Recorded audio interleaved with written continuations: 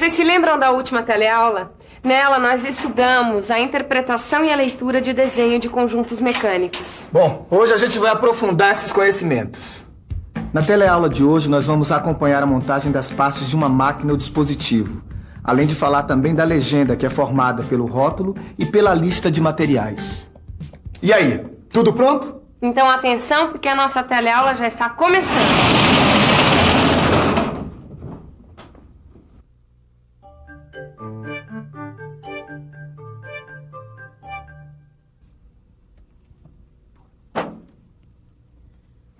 Hoje a gente vai ver o desenho de conjunto.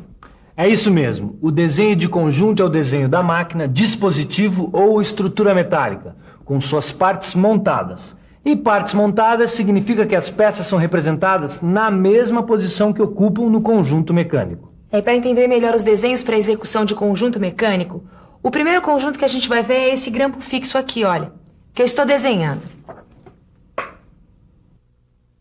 O grampo fixo é uma ferramenta utilizada para fixar peças temporariamente. As peças a serem fixadas ficam neste espaço.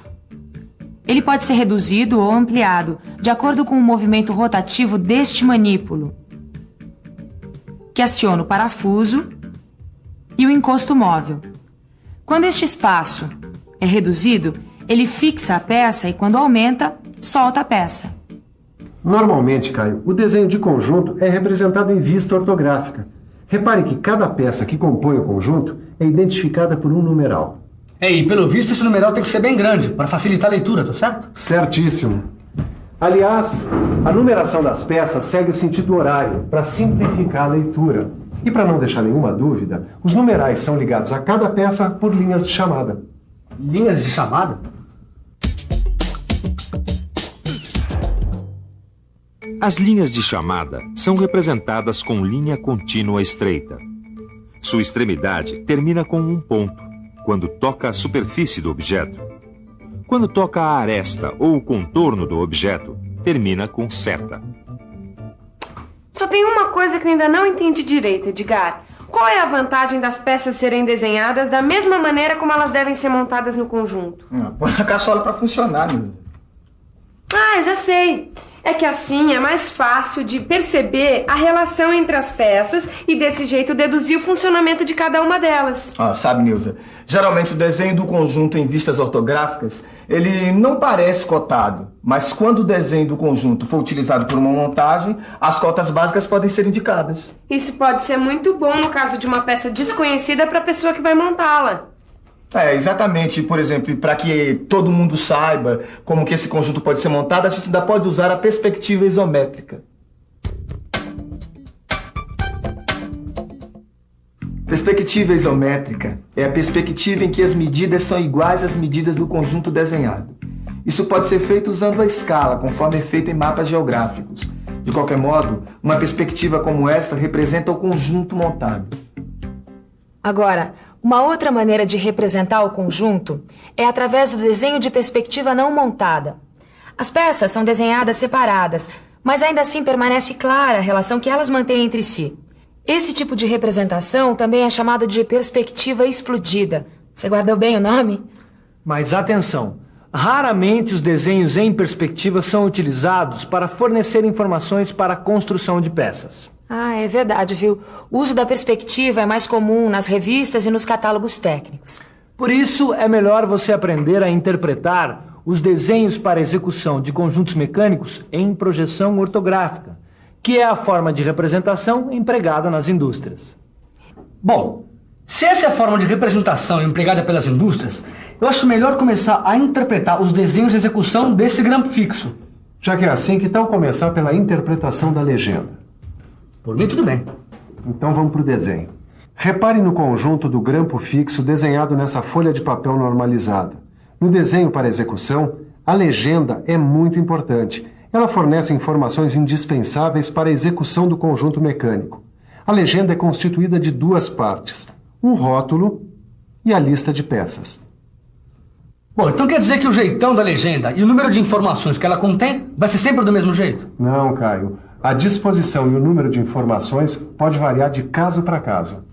Mas e no nosso caso, hein, Edgar? Como é que a nossa fábrica de kart vai fazer? Bom, geralmente são as empresas que criam suas próprias legendas de acordo com suas necessidades, né?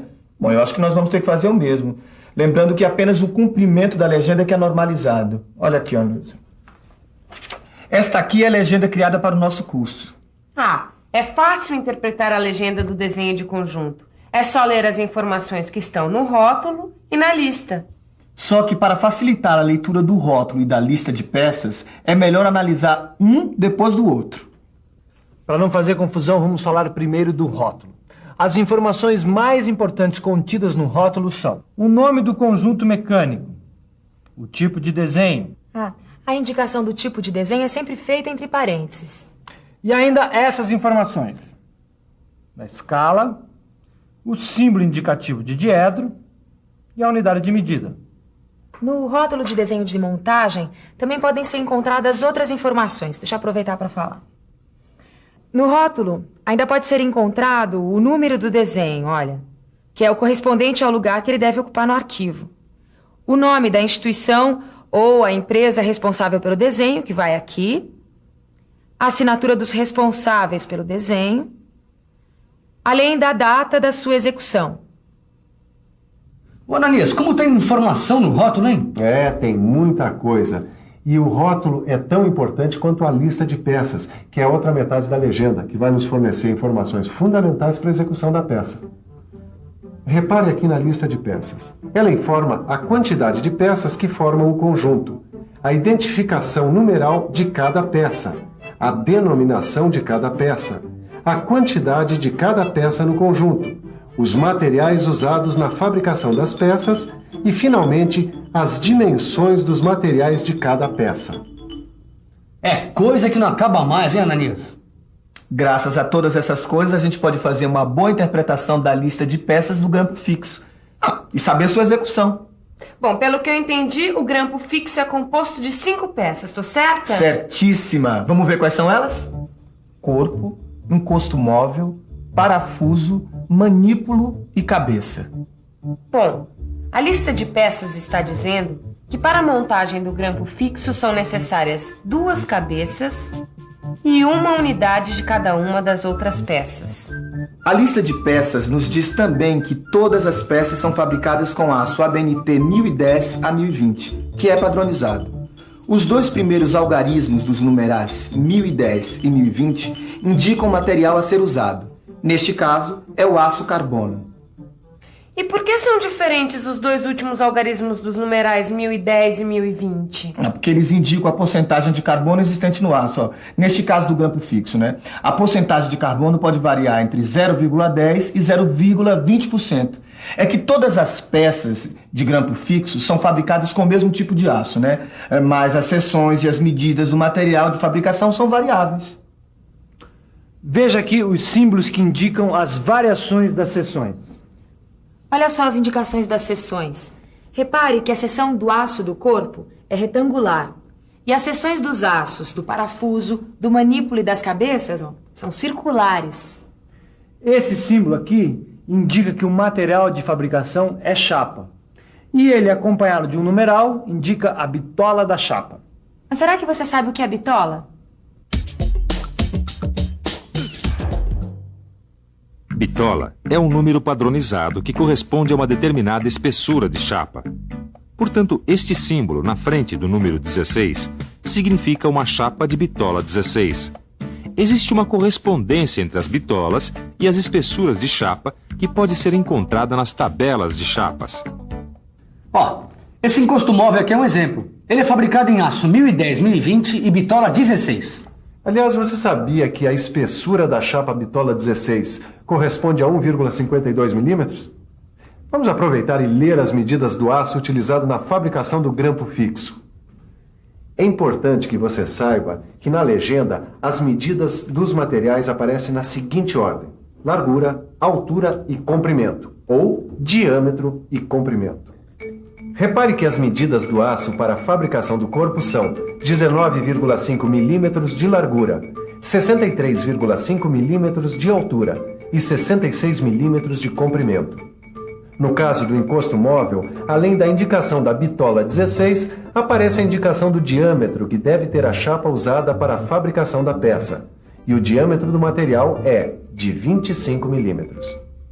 Olha, Edgar, só agora eu tô vendo como a interpretação da legenda do desenho de conjunto é importante para a interpretação do desenho técnico. Importante? É fundamental. Vai ser fundamental para a gente construir o nosso kart.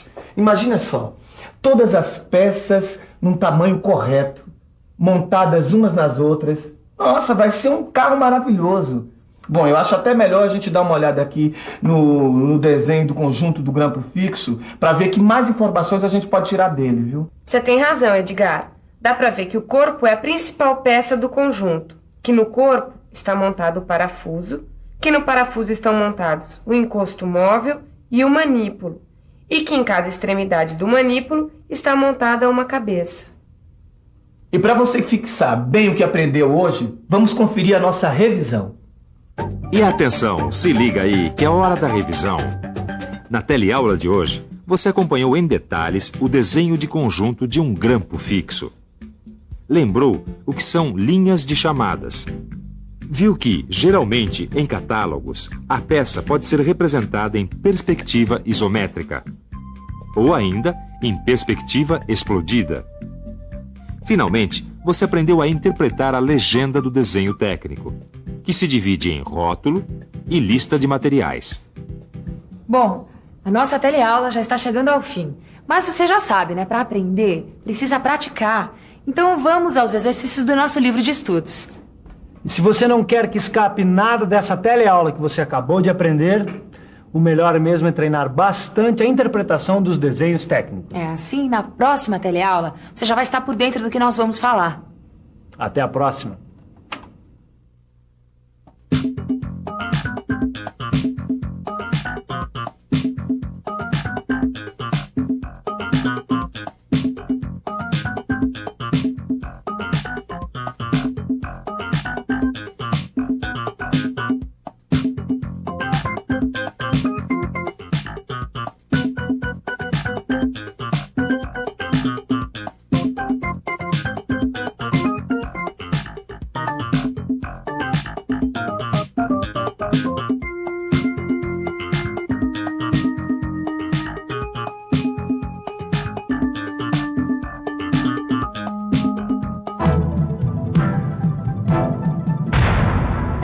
Telecurso 2000, um programa de educação do Sistema Fiesp e da Fundação Roberto Marinho.